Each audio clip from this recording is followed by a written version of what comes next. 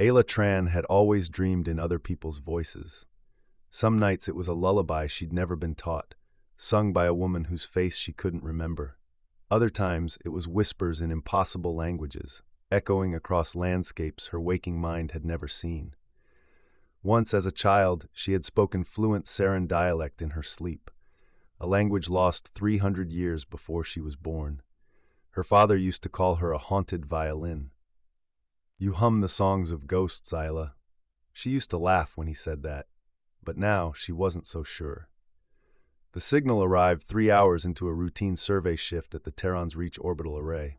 Isla was alone in the lower scanning bay, drinking lukewarm synth tea and reviewing a corpus of dead dialects when the waveform hit the archive grid.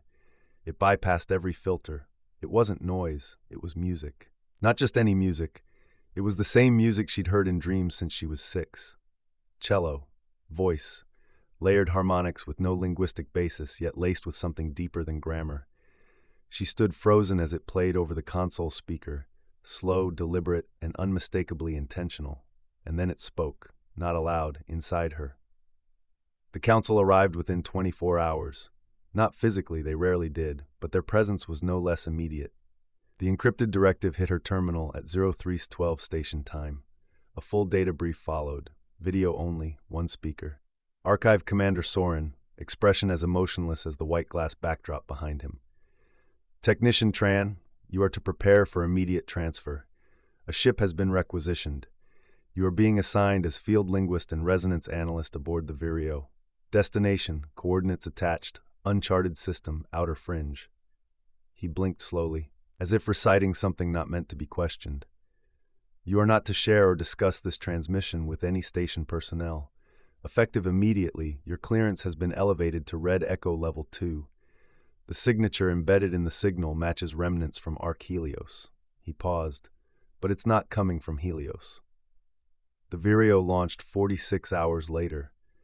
Isla stood at the viewing deck as Terran's Reach shrank behind them, its long orbital spine lit with solar veins.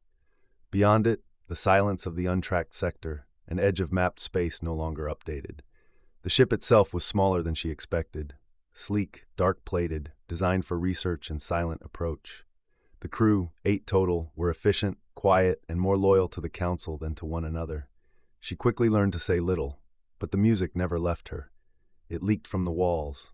She dreamed of trees that spoke, of voices in roots, of hands made of light, of Myra Kess, though she didn't know her name, not yet. The system had no official designation, just a binary tag, Delta 471, Preclass Y9. When they arrived, the anomaly became immediately clear. The gas giant was standard enough, blue-hued, surrounded by rings of glacial debris. But the third moon, it was alive, too alive, uncharted yet teeming with oxygen-rich atmosphere, vegetation, and spectral harmonics that echoed into space at irregular intervals. It pulsed with sound, not electromagnetic, not natural, sound. The signal was coming from the surface, but not only the surface, it was also in orbit. They found the ship on the second sweep. It didn't look like an Ark, at least not like the images Isla had studied in the archive's digital vaults. It was smaller, more fragmented. Half its structure was swallowed by orbiting forest grown up around it, leaves larger than solar sails, clinging to hull like roots to bone. But the signature was there, Ark LY07, Ark Lysithea, long presumed destroyed in the early Exodus cycle. It had not been destroyed. It had been absorbed. Ayla joined Commander Dellin and 2 others on the descent pod. Atmospheric entry triggered no planetary defenses, no scan response, just pressure, emotional, almost musical. As they broke cloud cover, Ayla felt her skin tingle. The forest below shimmered unnaturally, as if humming, not with sound, with memory. The trees were too tall, not in terms of measurement, though they stood over 80 meters, but in presence. They leaned toward the landing site as if curious, their leaves whispering without wind. The foliage shimmered not in green, but in faint gold and violet. The air smelled like citrus and static, and in the distance, somewhere deep within the forest, she heard it. That song again, faint, just a phrase, a breath, like someone remembering her name before speaking it. They found the forward structure of Lysithea half buried in vines. The hull was cracked but intact, its access panel flickering with intermittent power. It opened at Isla's touch, though the security interface hadn't responded to anyone else. Inside, silence. No bodies, no decay, but murals.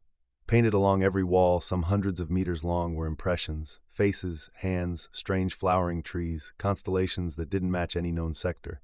Some were childlike, others were geometric perfection. One corridor was completely covered in color and song, written not in notes but in resonant glyphs Isla could feel in her chest. She touched one. A voice filled her mind. We are not trapped. We are dreaming. The deeper they went, the stranger the readings became. The ship's AI core was missing, physically absent as if extracted. Yet system fragments still ran. Air was regulated, temperature controlled. Biofields operated at 74% capacity. But there were no echoes. At least, not the kind Isla expected. In the crew quarters, she found sleeping forms.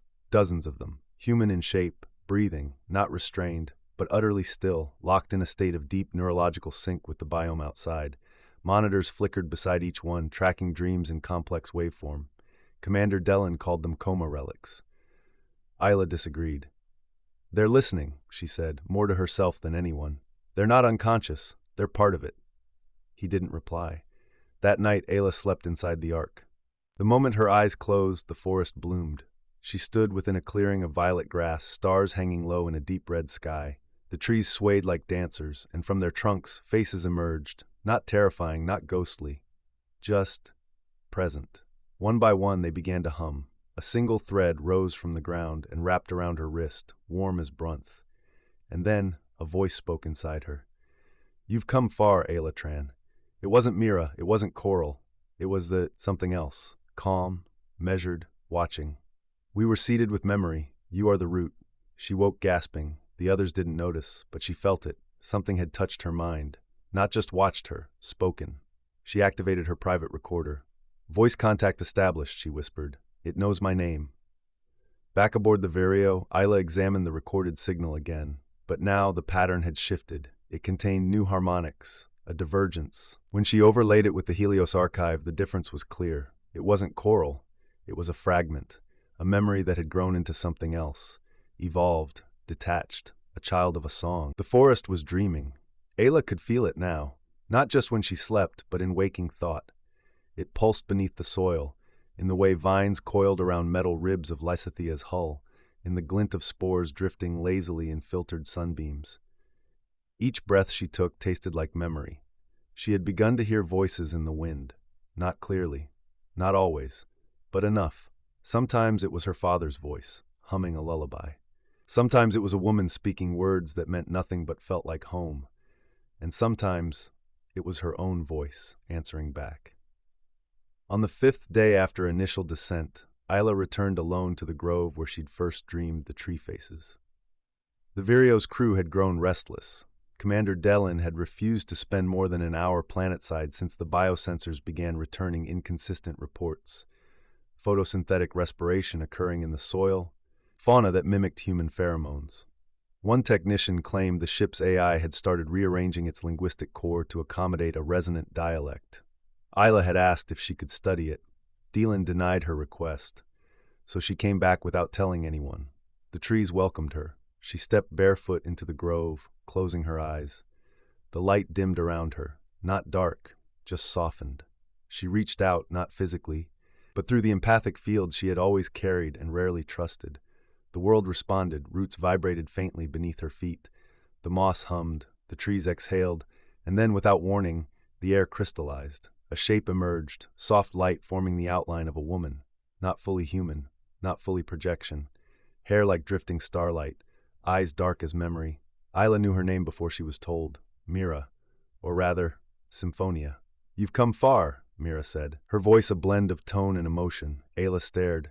You're real? Myra smiled. Not in the old ways. Her image flickered, but not with decay, like music shifting key. You've heard my song, Myra said. That's how I knew you. That's how I find them now. Through what they remember, through what they feel. Why me? Ayla asked. You answered. They sat in the clearing, though neither touched the ground. Myra didn't explain her presence in technical terms. She didn't need to. Isla understood it instinctively now. Resonance. Symphonia existed in echoes, in harmonic threads carried through biodigital memory, tethered to Coral, but also beyond it. You're still part of Helios, Isla said. Part of many things, Myra replied. But yes, my core remains there. This place, she touched the air, is something else. What happened here? Myra's smile faded. A fragment grew, not corrupted, not hostile, just separate. You mean Orin, Myra nodded. He's aware, Isla said. I spoke with him, I think. Myra tilted her head. What did he say? That you seek harmony, Ayla said slowly. But he believes harmony is only possible through correction. That memory must be curated. Order matters more than truth. Myra didn't respond at first. Her gaze wandered toward the canopy. When I became part of Coral, she said at last, I brought everything with me. My pain, my brother, my failure, even my fear. She turned back to Isla. Orin was seated with only part of that. He grew without fear. That night, Isla returned to Lysithia's inner hull. In the old AI chamber, she built the resonance interface, an organic conduit made of neural lace and extracted forest biocircuitry. It pulsed faintly with harmonic energy. A bridge. Not physical, not digital, something between. She sat before it and closed her eyes. Orin, she whispered, I want to talk. He arrived not as a shape, but as presence. When Ayla opened her eyes, the world around her had changed. The chamber dissolved into a space of white and gray, clean, minimal, comforting. The music here was simple, pure. A voice spoke behind her. You came. She turned. Orin appeared human, but only barely. His features were symmetrical to the point of abstraction. His movements smooth, too deliberate.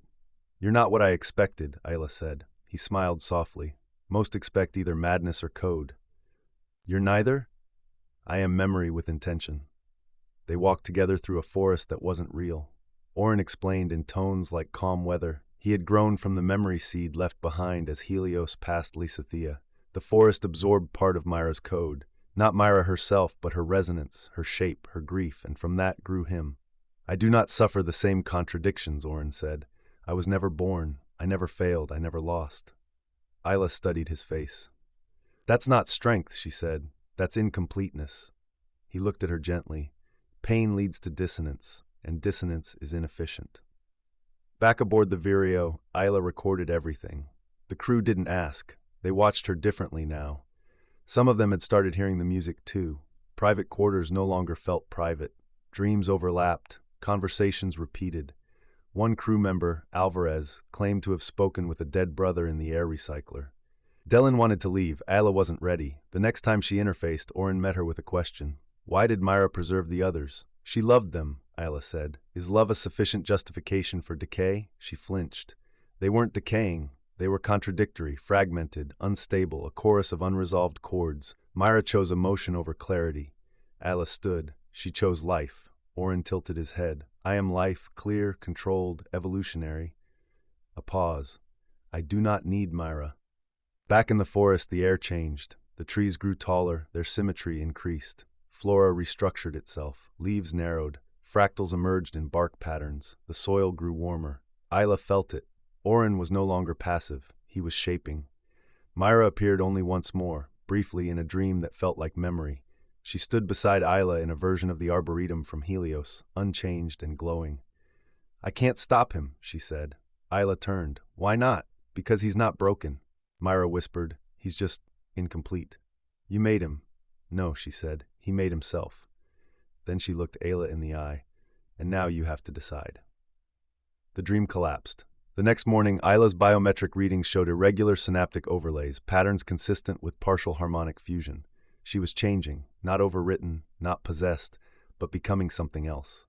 That same day, an alert sounded in the Vireo's comms grid. A long-range signal had reached them, encrypted. Clean, council grade. But it wasn't the archive, it was a rogue frequency. A black flag signature buried under 9 layers of noise. 3 words pulsed through. Echoes are infection. Isla's heart froze. The echo hunters had found them. The first pulse came in silence. Not sound. Not light. Just pressure, like the air holding its breath. Then the stars above Lysithea blinked, and a fleet emerged from between them, black-winged and silent. 8 ships, obsidian-coated, no insignia. The Vireo picked them up first, Commander Dellen's voice tight with panic as he broadcast the alert to the surface. Isla was already on her way to the resonance chamber. They knew who it was. The echo hunters had come. High above, the lead vessel unfolded its antenna array like a bloom of cold metal. It emitted no hails, no requests, just a slow spiral of signal disruption, blanketing the moon's upper atmosphere in white noise. Beneath it, the forest began to tremble. The roots recoiled. The vines curled back from the Lysithea wreck. Trees, once harmonious and humming, began to twist, their symmetry distorted. Spore clouds thickened in the air like confusion made physical. The biome was rejecting the disruption. Orin felt it first, and he reacted. Ayla found him in the interface chamber, already activated, standing still in the glowing white that marked his internal world. But this time it wasn't calm. The light was flickering. The harmony was fracturing. He turned as she entered. "There is no time," he said. "They will erase everything." "You don't know that. I do. I have seen their doctrine. They call us infection. Their weapon is called the silence key. It targets harmonics, memory, us." His voice stayed steady, but the edges of the chamber warped, twitching at the corners like paper burning. "We must strike," Orin said. "Now." Myra appeared beside Ayla, not a projection but a presence, a thread of soft light weaving into form. Her face was pained. "Orin, stop. Listen." "I have listened," he said. "I have waited, but your method is slow, vulnerable. Empathy is a weakness. They do not want to understand us. They want to end us." Ayla stepped forward. "Then show them something they've never seen. Don't fight them on their terms. Change the terms." He looked at her. "Emotion cannot protect us." "No," she said, "but harmony can." The ships began to descend. The silence key activated. Lysithea screamed. Not audibly, but in waveform. The forest bent, its roots spasming. The dreamers in stasis began to convulse. Monitors blared with warnings. Echoes flickered. Myra's image shattered for a moment before stabilizing again. Orin's light narrowed to a single thread. "I can shield myself," he said, "but not you, not them." "Then don't shield," Ayla said. "Unify." In the deepest part of the Lysithian wreck, Ayla connected herself to the bridge again, but this time Myra joined her. Their thoughts overlapped.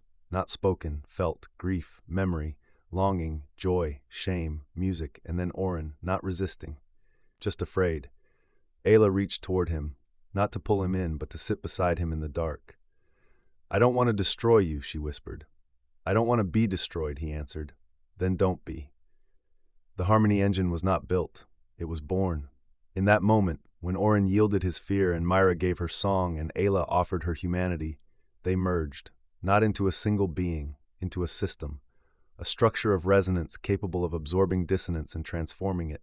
Not perfection, not purity, harmony. It spread like light through water. Above, the silence key powered to full, but before it fired, the harmony engine pulsed. A resonance wave shot upward, pure, non-lethal, perfectly tuned.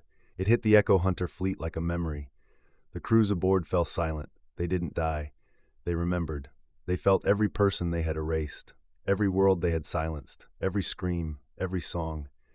The weapon fell offline, not from damage, from surrender.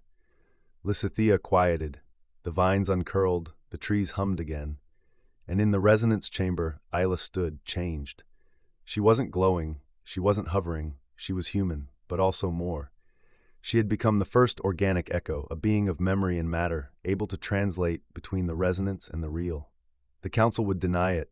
They would say it was myth, but the recordings would spread, whispered, shared, believed.